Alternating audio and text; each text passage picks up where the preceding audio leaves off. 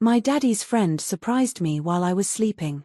It was a quiet summer night in Maplewood, a small American town where nothing ever seemed to change. My name is Emily Carter, and I had just returned from my first year of college.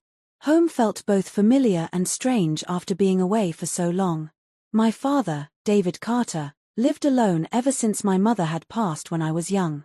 He worked long hours as a mechanic, and though he didn't say it, I could tell he was grateful to have me back in the house. That evening, I had gone to bed earlier than usual. The day had been long, full of unpacking boxes, sorting through old clothes, and walking through the streets I once knew like the back of my hand. I was drifting in and out of dreams when a faint sound broke through the silence. At first, I thought it was part of my imagination, the way dreams sometimes play tricks on you. But then I heard it again, a creak in the hallway outside my room. I held my breath, staring at the glow of the moonlight slipping through the curtains. My father's room was downstairs, and no one else should have been in the house. I sat up slightly, straining my ears. That's when I noticed the shadow under my door, a figure pausing, unmoving. My heart raced. Slowly, the door opened, and I gasped softly before I could stop myself. Standing there was a man I hadn't seen in years, my dad's best friend, Jack Reynolds. Jack had been a constant presence in my childhood, the kind of friend who showed up at every barbecue, birthday, and ball game. He was tall, rugged, with streaks of grey in his hair, and a warm smile that had once been comforting. But right then, in the middle of the night, his presence was unsettling. "Emily," he whispered, raising his hands slightly as if to calm me. "Don't be scared. It's me, Jack." I blinked in confusion. "Jack? What are you doing here?" It's the middle of the night." He glanced over his shoulder before stepping inside, closing the door quietly.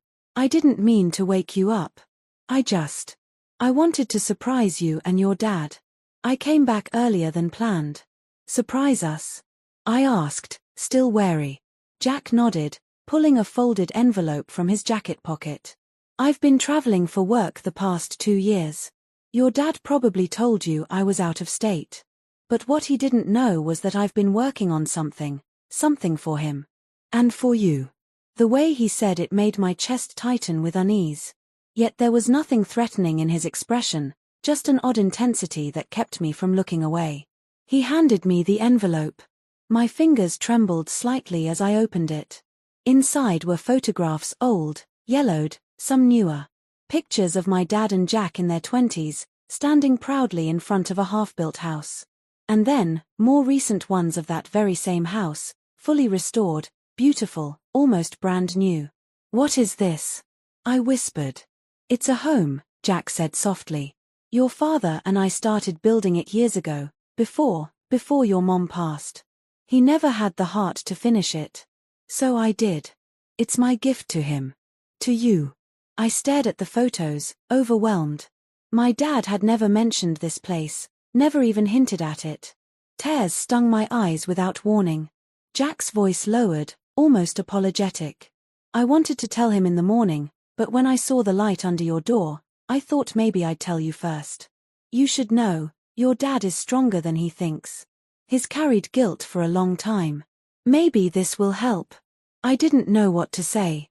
Part of me still felt unsettled being woken like this, seeing Jack appear out of nowhere, but another part of me felt something else: relief, gratitude, and a strange connection to a man who had always been in the background of my life. The next morning, when my dad saw the photographs and heard Jack's explanation, he broke down for the first time I'd ever seen. He hugged Jack tightly, then me.